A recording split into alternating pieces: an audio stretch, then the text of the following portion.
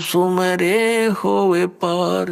अब परमात्मा कहते हैं गुरु गोविंद दोनों खड़े, काके लागू पाए, बलिहारी गुरु अपना, जिन गोविंद दियो मिलोय।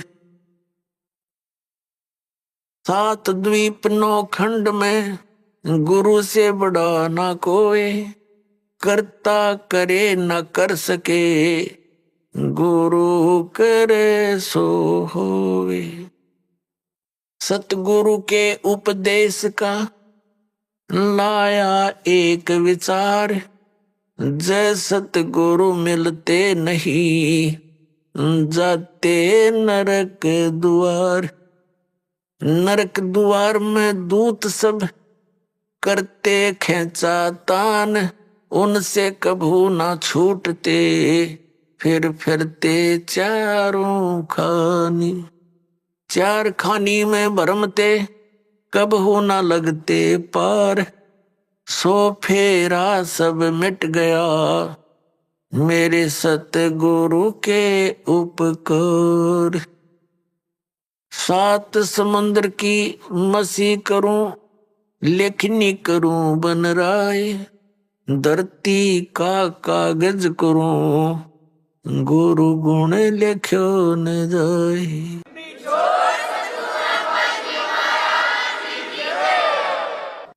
गुरु गोविंद कर जानियो, रहियो शब्द समाए, मिले जब दंडवत बंदगी, नहीं पल पल ध्यान लगावे। गुरु मानुष कर जानते ते नर कहिए अंध, ओवे दुखी संसार में, आग काल के फंदे। गुरु को मानुष जो गिने, और करे चरणामृत को पान, ते नर नरक में जावेंगे, युग युग होवे समान। पुण्यात्माओं, परमात्मा ने गुरु के महत्व को कितने गहरे शब्दों में समझाने की चेष्टा की है। पुण्यात्माओं, परमात्मा कहते हैं कबीर हरि जय रूठ जा, गुरु की शरण में जावे। कहे कबीर गुरु रूठ गए, तो हर ना करे सहाय। अब क्या बताते हैं कि सतगुरु के उपदेश का लाया एक विचार, जय सतगुरु मिलते नहीं, हम जाते नरक द्वार। पुण्यात्मा, आपने महावीर जैन जी का इतिहास बहुत बार देखा है, दास ने दिखाया है। वो पुण्यात्मा भक्ति के लिए घर भी त्याग दिया, अपने दादाजी से उपदेश लिया, ऋषभदेव जी से,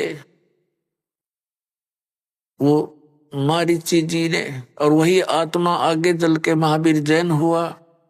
महावीर जैन के जन्म रूप में जन्मने से पहले उस आत्मा ने 80 लाख बार तो देव पद प्राप्त किया, देवता बना,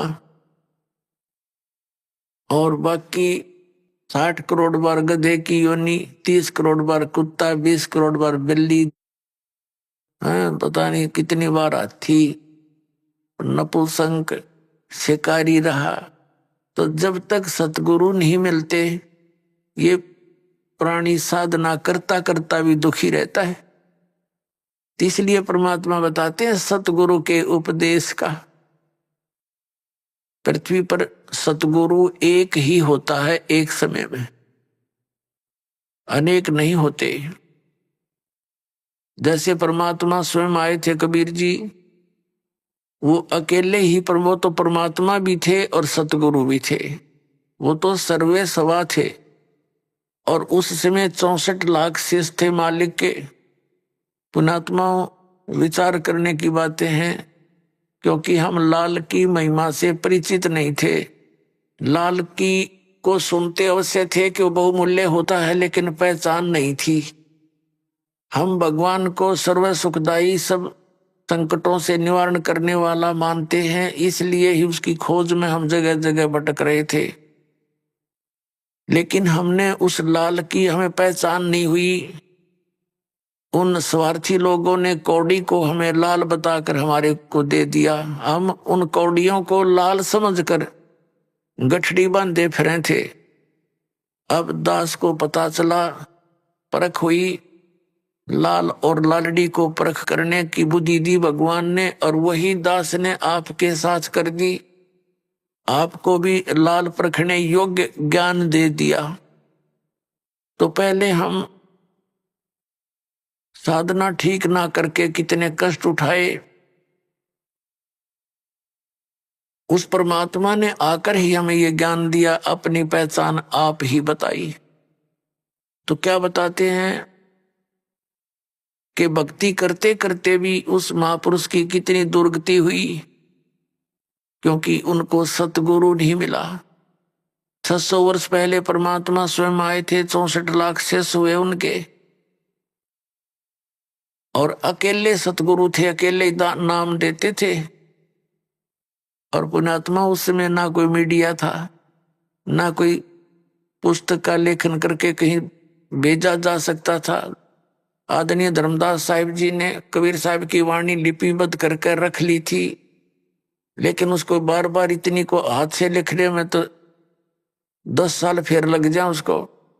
तो ऐसे जैसे आजकल परमात्मा ने दया बख्शी है, अक्षर ज्ञान दिया, पेपर दे दिया, इस पर पुस्तक परमात्मा की महिमा लिखकर हमने आपको भेज दी, पुस्तकें बना बना कर।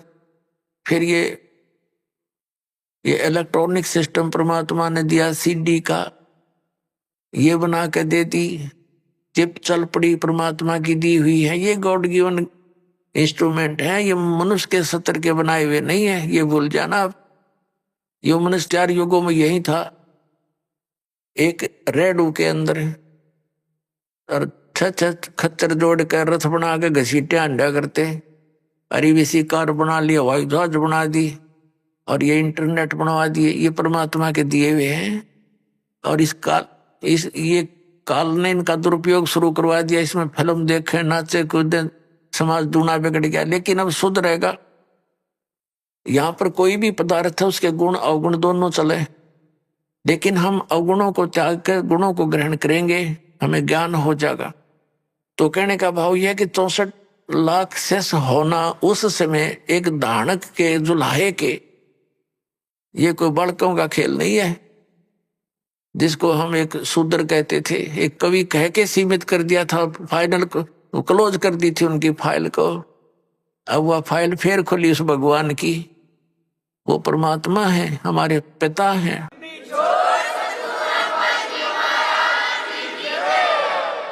तो सतगुरु एक ही होता है। तो वो परमात्मा स्वयं सतगुरु भी थे और वो परमेश्वर भी हैं।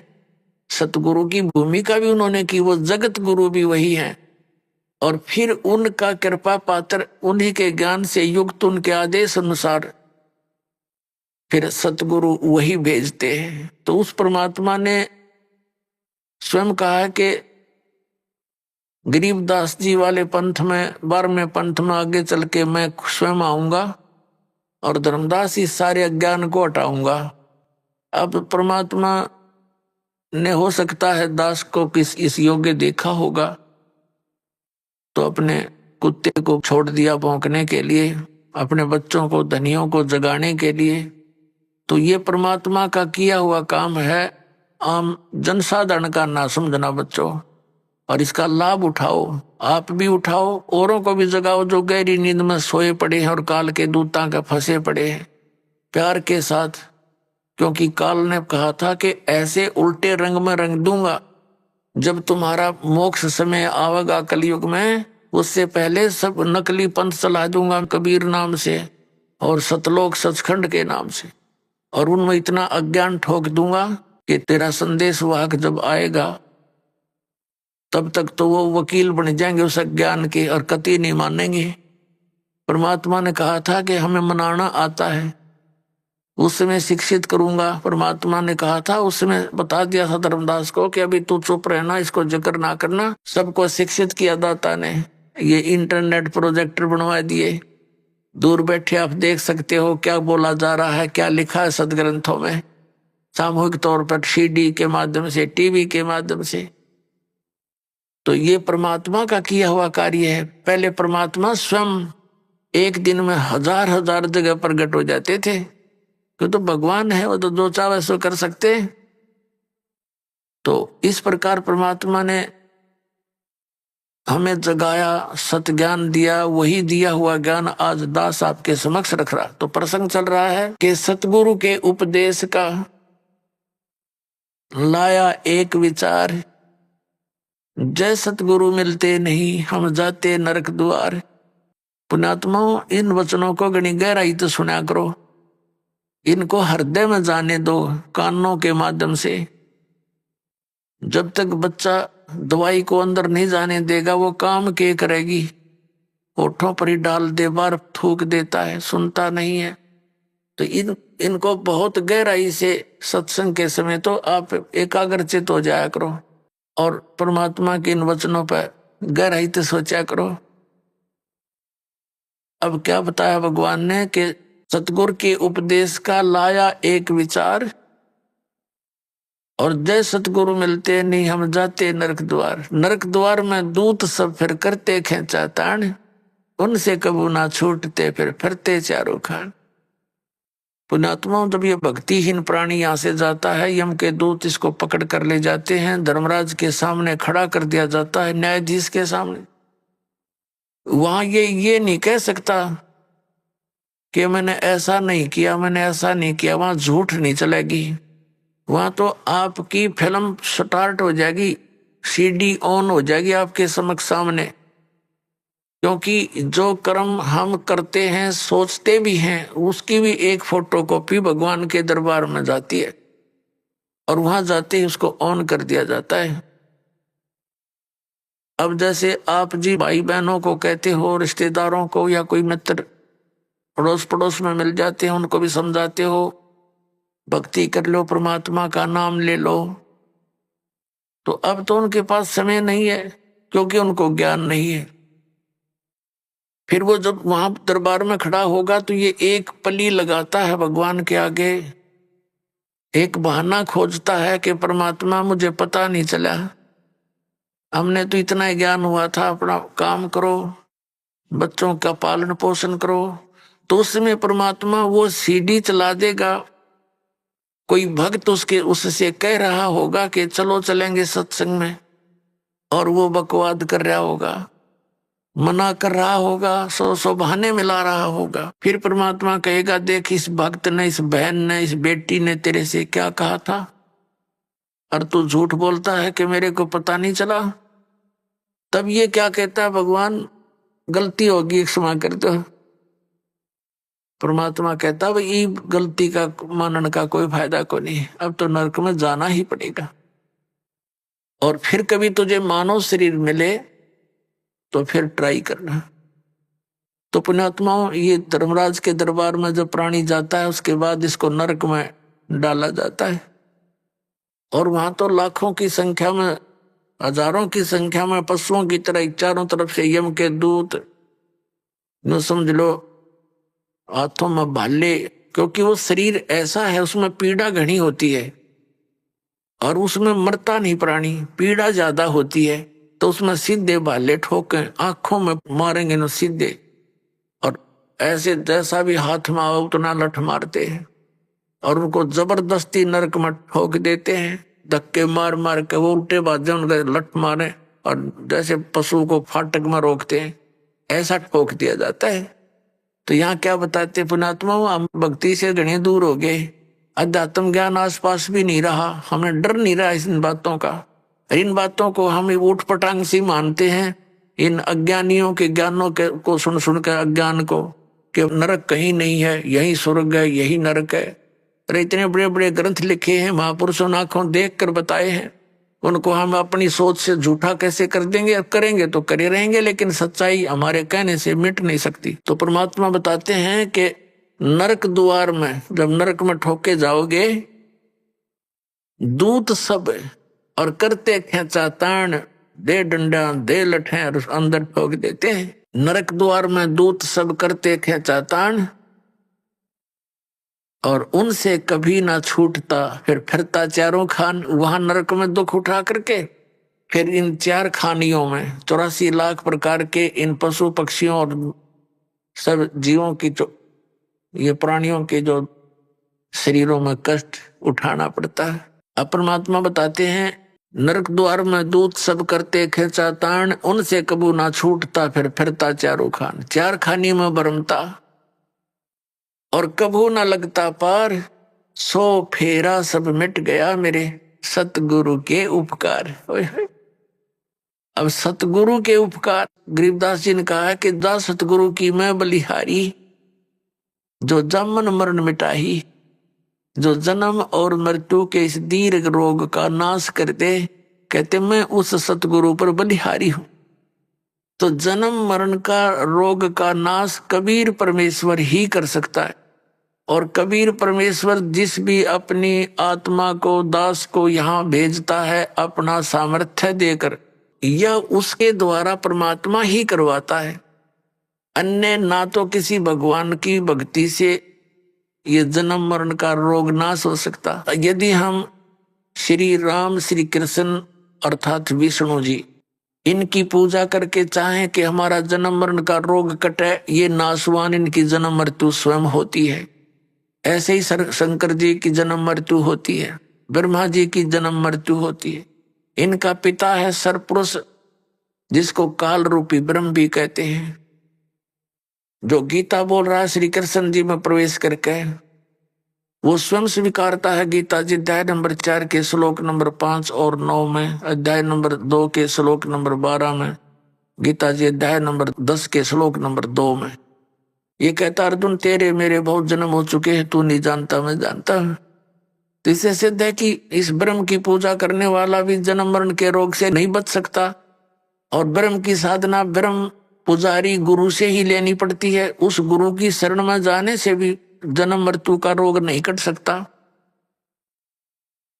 और जब तक जन्म मृत्यु का रोग नहीं कटेगा, हम शांति नहीं हो सकती। अर्जुन ने 8वें अध्याय के प्रथम मंत्र में पूछा कि हे भगवान, आपने जो 7वें अध्याय के गीता जी के 29वें श्लोक में जिस तत्वब्रह्म के विषय में कहा है कि उसको जान करके प्राणी फिर केवल यहाँ से जन्म मृत्यु के रोग से छूटने का ही प्रयत्न करता है। जरा माने वृद्धावस्था के कष्ट और मरण माने मृत्यु से ही बचने का, छुटकारे की कोशिश करता है। वही संसार की किसी वस्तु में इच्छा नहीं रखता। तो 8वें अध्याय के प्रथम श्लोक में पूछा कि किम तत्परम, गीता ज्ञानदाता ने 8वें अध्याय के 3रे श्लोक में कहा वो परम अक्षर ब्रह्म है। फिर 8वें अध्याय के 5 और 7 श्लोक में तो अपने बारे में कह रहा है गीता ज्ञानदाता कि अर्जुन तू मुझ में मन वाला हो, मेरे पर आश्रित हो जा, मेरी भक्ति कर और युद्ध भी कर तो मुझे ही प्राप्त होगा। तो इसने अपनी भक्ति करने को कहा है, लेकिन मुझे प्राप्त होगा। शांति नहीं हो सकती, युद्ध तो करना पड़ेगा। 8वें अध्याय के 8, 9, 10 में कहा है कि उस परम अक्षर ब्रह्म की साधना करने वाला प्राणी है, उसके पास चला जाता है। 15वें अध्याय के 1 से लेकर 4 में कहा कि तत्वदर्शी संत की पहचान बताई है। और उसके पश्चात वो तत्वदर्शी संत मिल जावे, सतगुरु मिल जावे, उसके पश्चात परमेश्वर के उस परम पद की खोज करनी चाहिए, जहां जाने के बाद साधक फिर लौटकर कभी संसार में नहीं आते। 18वें अध्याय के 62 में और 66वें श्लोक में कहा कि अर्जुन तू सर्वभाव से उस परमेश्वर की शरण में जा, उस परम अक्षर ब्रह्म की शरण में जा, उसकी कृपा से तो परम शांति को और सनातन परम धाम को प्राप्त हो। और ऐसे ही 18वें अध्याय के 66वें श्लोक में कहा कि सर्वधर्मान प्रीतज माम, मेरे सतर की जो साधना है, जैसे 8वें अध्याय के 13वें श्लोक में गीता ज्ञानदाता कहता है कि ओम इति एकाक्षरम ब्रह्म विवहरण माम अनुसमरण ये प्रियाति तजन देहम सयाति परमाम गतिम। मुझ ब्रह्म का एक ओम मंत्र है और ओम से होने वाली जो परम गति है उसको वही प्राप्त कर सकता जो अंतिम श्वास तक ओम का ही जाप करता हुआ शरीर त्याग कर जाता है। तो उससे कौन सी गति होती है? ब्रह्मलोक प्राप्ति होती है, क्योंकि ब्रह्म का मंत्र ओम है। 8वें अध्याय के 16वें श्लोक में गीता जी में कहा कि अर्जुन, ये ब्रह्मलोक पर्यंत सब पुनरावृत्ति में है, वहां गए हुए प्राणी भी फिर जन्म मरण के चक्कर में रहते हैं। और उस परम अक्षर ब्रह्म की भक्ति के लिए 17वें अध्याय के 23वें श्लोक में गीता जी में कहा कि ओम तत्सत इति निर्देश ब्रह्मण त्रिवेद समर्थ है, ब्राह्मणा तेन वेदा च यज्ञा विहिता पुरा। सच्चिदानंद घन ब्रह्म के पाने की 3 मंत्र का निर्देश है। ओम तत्सत, ओम ये ब्रह्म का है, तत् ये अक्षर पुरुष का है। गीता जी अध्याय नंबर 15 के श्लोक नंबर 16 और 17 में 3 पुरुष हैं, एक सर पुरुष, एक अक्षर पुरुष, एक परम अक्षर पुरुष। जो परम अक्षर पुरुष है वो सबसे श्रेष्ठ है और वही वास्तव में अविनाशी है। अन्य सर पुरुष और अक्षर पुरुष को नाशवान कहा है और उसके उनके लोकों में जितने प्राणी हैं वो भी नाशवान है। तो उनकी भक्ति से तो मोक्ष हो ही नहीं सकता। अब श्रीमद् भगवत गीता अध्याय नंबर 17 के श्लोक नंबर 23 में ओम तो ब्रह्म का जाप सर पुरुष का, और तत् ये सांकेतिक है, ये अक्षर पुरुष का, और जो सत शब्द है वो भी सांकेतिक है। इसको सार नाम भी कहते हैं, इसको आदि नाम भी कहते हैं। वो है परम अक्षर ब्रह्म का। तो इन तीनों मंत्रों की मजदूरी से, इन तीनों मंत्रों की साधना से हम भगवान प्राप्त कर सकते हैं, उस मोक्ष सफल प्राप्त कर सकते हैं, वो सुख प्राप्त कर सकते हैं जिसके विषय में वर्णन किया गया है। अब जैसे हम हैंडपंप लगाते हैं तो हैंडपंप में हम बोकी मारते हैं, तो ये बोकी और हैंडपंप ये हमारा उपास्य नहीं है, लेकिन इस तरीके बिना वो उपास्य वस्तु नहीं मिल सकती, वांछित वस्तु नहीं मिल सकती, जल नहीं मिल सकता। तो ये पूजा नहीं कर रहे हम तो वो साधन अपनाया है जिससे वो जल मिल जाए। तो ये जो मंत्र हैं ओमकार, ये दूसरे 2 सांकेतिक हैं, ये कोई हम पूजा नहीं कर रहे, हम उस अपनी वांछित वस्तु को पाने के लिए साधन अपनाए हैं, ये साधनाएं हैं। तो ये साधना है उस परम अक्षर ब्रह्म के पाने की।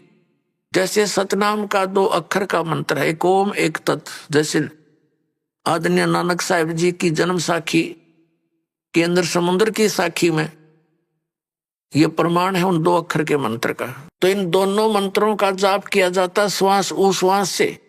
जैसे हमने जल निकालना है जल, तो उसके लिए हैंडपंप लगाएंगे, तो पहले बोकी मारेंगे, मिट्टी बाहर फेंकेंगे, बोकी मारेंगे, फिर बाहर निकालेंगे और पाइप नीचे छोड़ देंगे। यूं काम है समझो सतनाम का। 2 अक्षर की बोकी चलेगी श्वास उश्वास से। अब ये बोकी ने अपना काम कर दिया, जल तक पहुंचा दिया, लेकिन बाहर जल नहीं प्राप्त हुआ। उसके लिए एक और आइटम लगाना पड़ा है, हैंडपंप, ऊपर मशीन बोलते हैं उसको, और फिर उसकी पूजा करनी है, उसको भी ऐसे हिलाना है, प्रैक्टिस करनी है, जब वो जल निकलता है। तो ऐसे ही केवल सतनाम प्राप्ति से भी मोक्ष नहीं, सारनाम नहीं मिलाता है, वो जल मिला नहीं।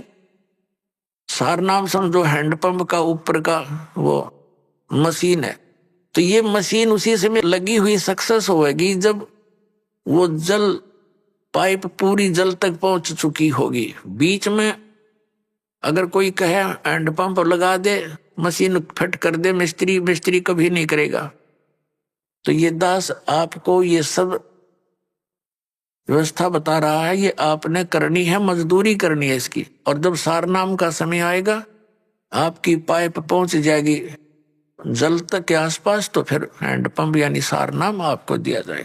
तो इस प्रकार उस परम अक्षर ब्रह्म के पाने का ओम तत्सत ये 3 मंत्र का जाप है।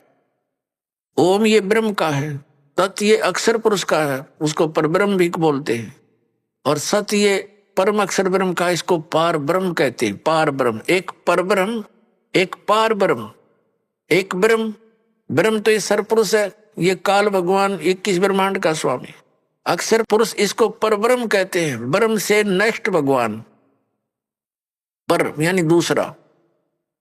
और इससे ऊपर पार ब्रह्म माने सबसे परले पार का, सबसे ऊपर वाला, वो पार ब्रह्म होता है। जैसे आप संतों की वाणी में पार ब्रह्म शब्द सुनते हो, वो परब्रह्म के लिए नहीं है, वो पार ब्रह्म यानी उस सत्य पुरुष के तरफ संकेत है, परम अक्षर ब्रह्म की तरफ संकेत। तो उस परमात्मा के पाने का फिर 3 मंत्र का जाप है, ओम तत्सत। तो इस प्रकार हम उस परमात्मा को पाएंगे। कैसे पाएंगे? गीता जी अध्याय नंबर 18 के श्लोक नंबर 66 में कहा है, इस गीता ज्ञानदाता ब्रह्म ने सर्वधर्मान परित्यज माम एकम शरणम व्रज अहम तवा सर्व पापेभ्यो मोक्षामि मा शुच। ये क्या कहता है कि मेरे सत्र की जितनी पूजाएं हैं वो मुझ में छोड़ दे, मुझे दे दे मेरे सत्र का जो तूने मजदूरी करी है, फिर मैं तुझे यहां से जाने दूंगा नहीं। तो मेरा बंधक मजदूर है और मेरा कर्ज उतार दे। फिर तू उसकी शरण में जा। एकम, एकम माने जिसके बराबर दूसरा ना हो, अद्वितीय, जिसके समान दूसरा कोई शक्तिशाली भगवान ना हो, उस एकम शरणम व्रज, उसकी शरण में जा। और इन अज्ञानी हमारे धर्म गुरुओं ने अनुवाद करता ऋषि मंडलेश्वर ने अनर्थ कर रखे गीता जी में। अनुत्तम मान्यता थी, उत्तम बता रहे हैं ये। देखिए ने व्याकरण बदल डाली अपनी अज्ञानता के कारण। और व्रज माने जाना होता है, ये आना बोलते हैं, आना लिखा हुआ अनुवाद कर रखा है। इंग्लिश का वर्ड है गो, और गो माने जाना होता, आना तो हो नहीं सकता। ये तो मूर्ख, अगर कोई उस सेंटेंस को ना समझकर उसका अर्थ आना कर रहा है तो वो बिल्कुल अज्ञानी व्यक्ति है। वो आशय को समझा नहीं, उस प्रकरण के आशय से वो परिचित नहीं है। जैसे गीता जी अध्याय नंबर 2 के श्लोक नंबर 7 में अर्जुन स्वयं स्वीकार रहा कि मैं आपकी शरण हूं, आप मेरे गुरु हो, अब मेरी बुद्धि काम नहीं करती, मुझे निर्णायक ज्ञान दो, मैं आपकी शरण हूं। अब यहाँ फिर नो कहो है कि मेरी शरण में आ जाओ, उसकी शरण तो पहले कह रहा मैं तो तेरी शरण खड़ा हूं, और सब धर्मों के कर्मों को मुझ में छोड़कर मेरी ये शरण में आ जा। अकल देखो इनकी, इन्हें बहुत सी जगह ऐसे अनर्थ कर रखे जहाँ ये समझ नहीं सके।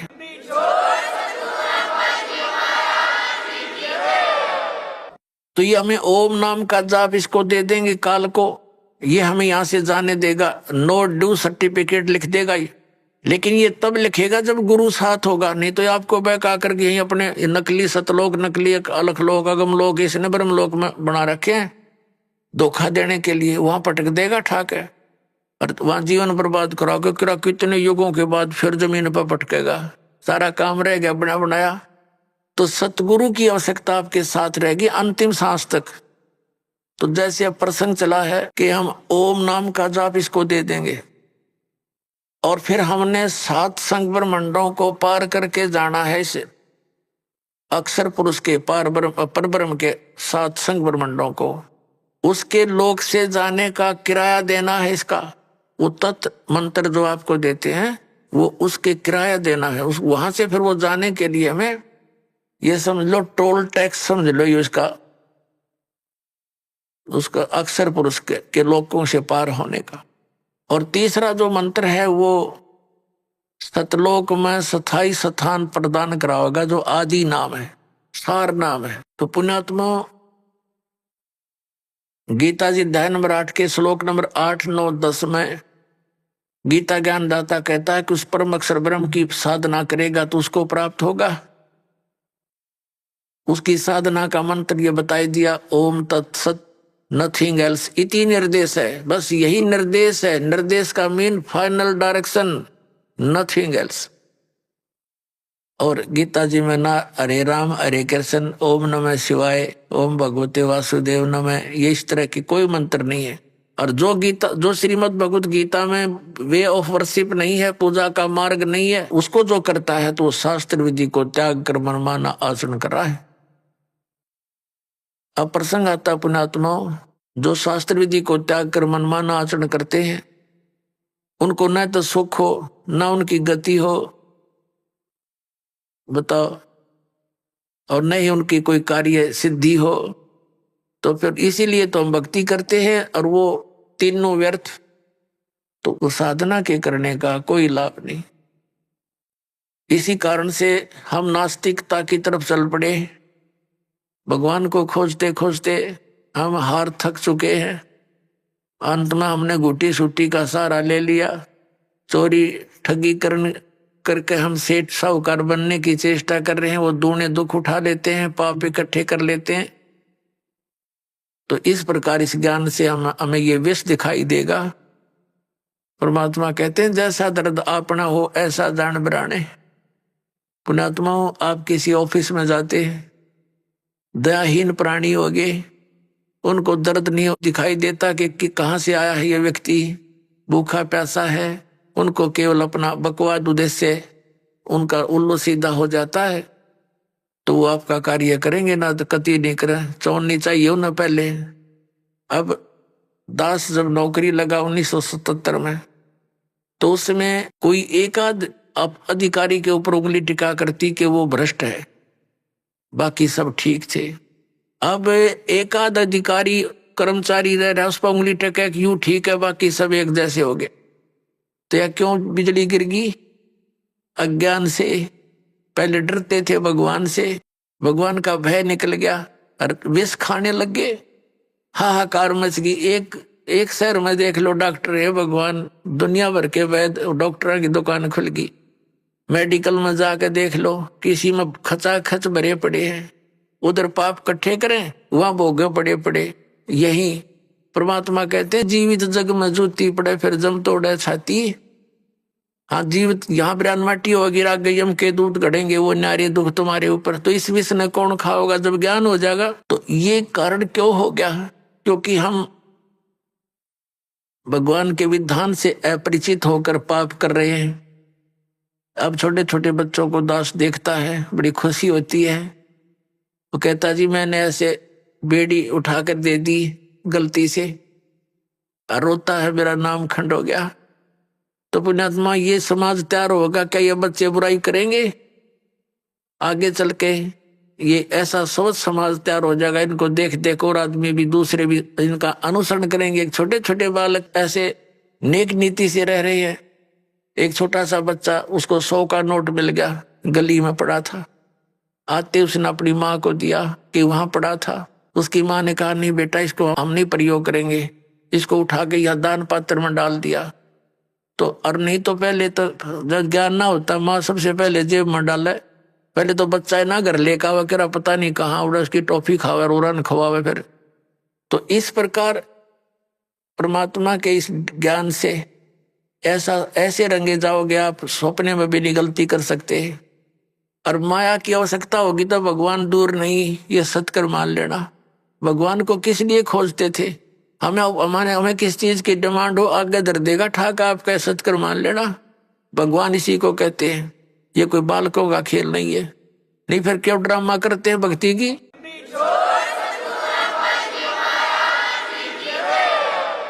ये वो समृद्ध शक्ति है, एक वचन में सब कुछ कर सकता है आपके लिए, लेकिन उसके कराने योग्य आपने बनना पड़ेगा। कहते हैं सतगुरु के दरबार में कमी काहे की ना, और अंसा मौज नहीं पा रहा तेरी चूक चाकरी में।